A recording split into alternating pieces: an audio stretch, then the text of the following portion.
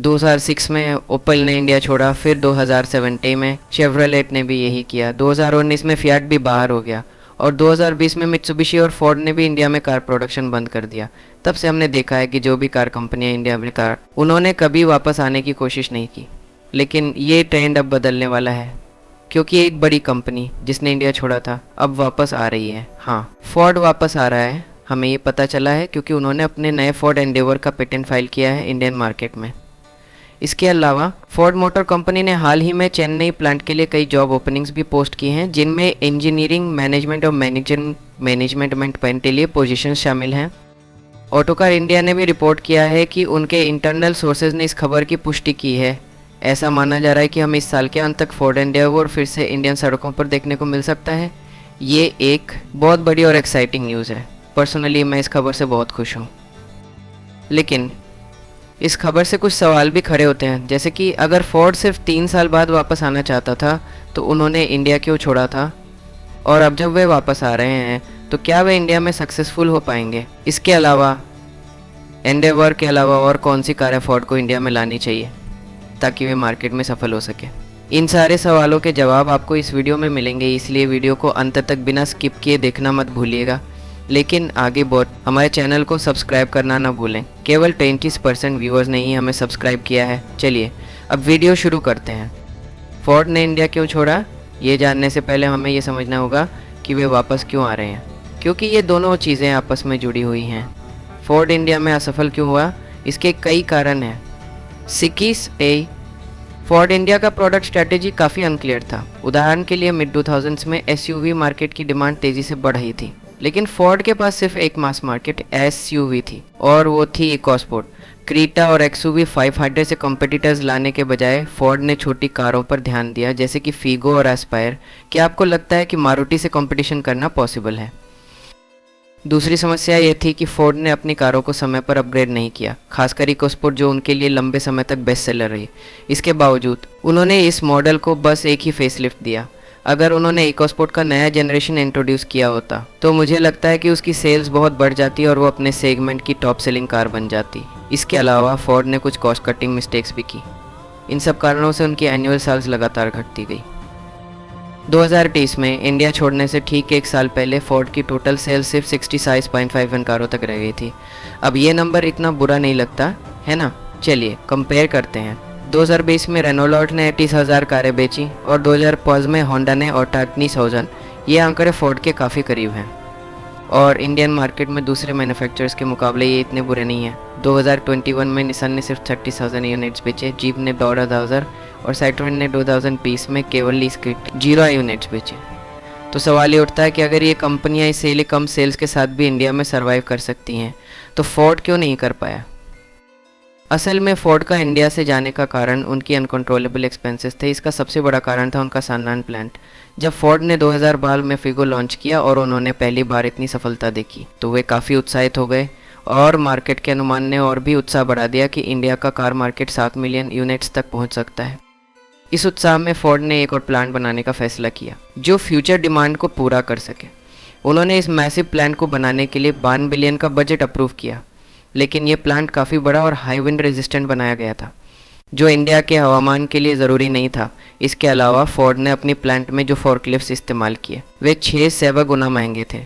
इस तरह के उच्च खर्चों ने फोर्ड की ओवरऑल प्रोडक्शन कॉस्ट को बहुत बढ़ा दिया। बेशक आप कह सकते हैं कि ये खर्च एक बार की इन्वेस्टमेंट है, लेकिन फोर्ड को एक और बड़ी रिकरिंग कॉस्ट का सामना करना पड़ा और वो थी उनकी वर्कफोर्स। कहा जाता है कि फोर्ड के हर कर्मचारी की एवरेज सैलरी 10 लाख प्रति वर्ष थी, जो अन्य कार कंपनियों जैसे टाटा और महिंद्रा के मुकाबले काफ़ी ज़्यादा थी, जिनकी प्रति कर्मचारी लागत 7 लाख प्रति वर्ष थी। इसका मतलब ये था कि फोर्ड को सिर्फ अपने प्लांट की रनिंग कॉस्ट को कवर करने के लिए प्रति वर्ष कम से कम 1 लाख कारें बेचनी होती, लेकिन उन्होंने ही मोती इंडिया में इतनी कारें नहीं बेची।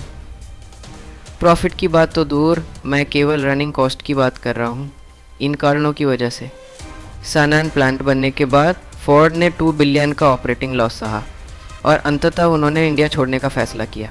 लेकिन क्योंकि इनकी सानान प्लांट उनके लिए एक बड़ा बोझ बन गया था, फोर्ड इस प्लांट को बेचने के लिए बायर्स ढूंढ रहा था और जैसे ही उन्हें मौका मिला उन्होंने प्लांट टाटा को बेच दिया। इस तरह फोर्ड का सबसे बड़ा सिरदर्द खत्म हो गया।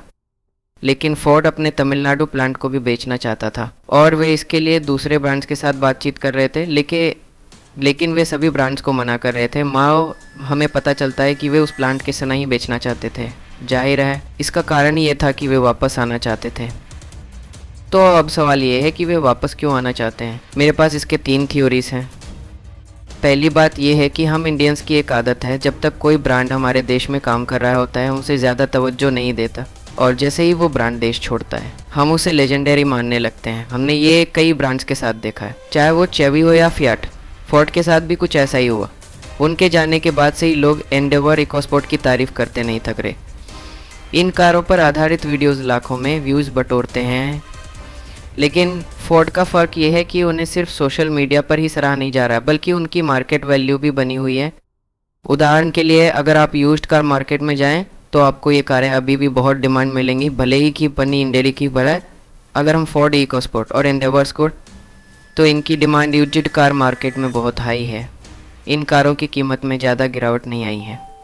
जैसे ही कोई व्यक्ति अपनी कार लिस्ट करता है वो तुरंत बिक जाती है। फोर्ड भी देख रहा है कि इंडियंस को अभी भी उनकी कारों से प्यार है, इसलिए वे अपनी एस कार्ड यानी एंडेवर को वापस इंडिया में ला रहे हैं। अब बात करते हैं दूसरी थ्योरी की। फोर्ड ने सनान प्लांट से छुटकारा पा लिया है जो उनके खर्चों को बढ़ा रहा था। जैसा कि मैंने बताया, सनान प्लांट की ऑपरेटिंग कॉस्ट बहुत ज़्यादा थी।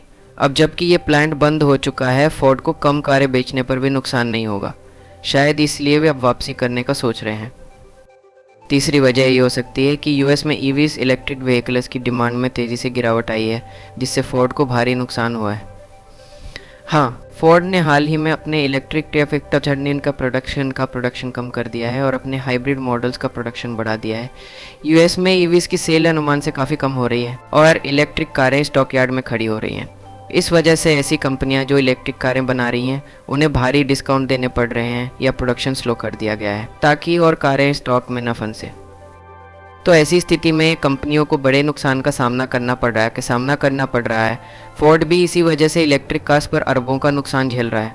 इसलिए मुझे लगता है कि वे इंडिया में फिर से लौटना चाहते हैं और अपनी किस्मत एक बार फिर आजमाना चाहते हैं। इससे उनका मार्केट डाइवर्सिफाई होगा तो और उनके पास कमाई के और भी रास्ते खुलेंगे। ये 3 थ्योरीज़ हैं जो मेरे हिसाब से फोर्ड की वापसी को एक्सप्लेन करती हैं, लेकिन अभी के लिए हमें सिर्फ एक ही कार की जानकारी है जिसे फोर्ड इंडिया में वापस ला रहा है, और वो है एंडेवर, जो एक महंगी एसयूवी है। मेरी राय में चाहे फोर्ड जितनी भी कोशिश कर ले, वो इससे ज़्यादा 1000 यूनिट्स एक महीने में नहीं बेच पाएगा। अगर वे इतना भी अचीव कर ले तो ये बड़ी बात होगी, क्योंकि इंडिया में फॉर्च्यूनर की मासिक बिक्री लगभग 3000 यूनिट्स है। एंडेवर अगर फॉर्च्यूनर के मार्केट शेयर का आधा हिस्सा भी ले ले तो ये बड़ी कामयाबी होगी। इसीलिए मुझे लगता है कि फोर्ड को सिर्फ एंडेवर लाने से ज़्यादा करना चाहिए।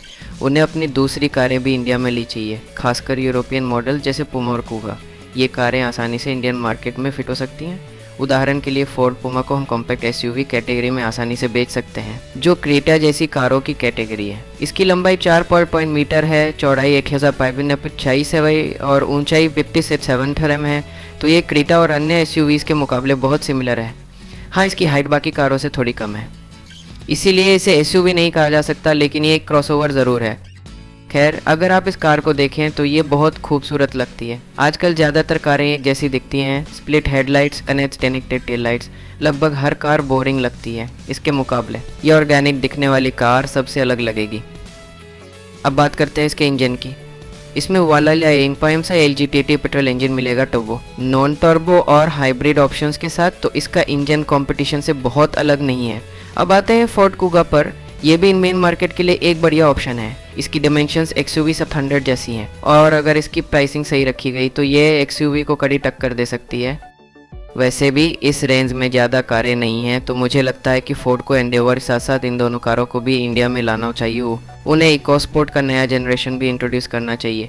अगर वे ऐसा करते हैं तो मुझे पूरा यकीन है कि वे इंडिया पूरा जैकपॉट मारेंगे।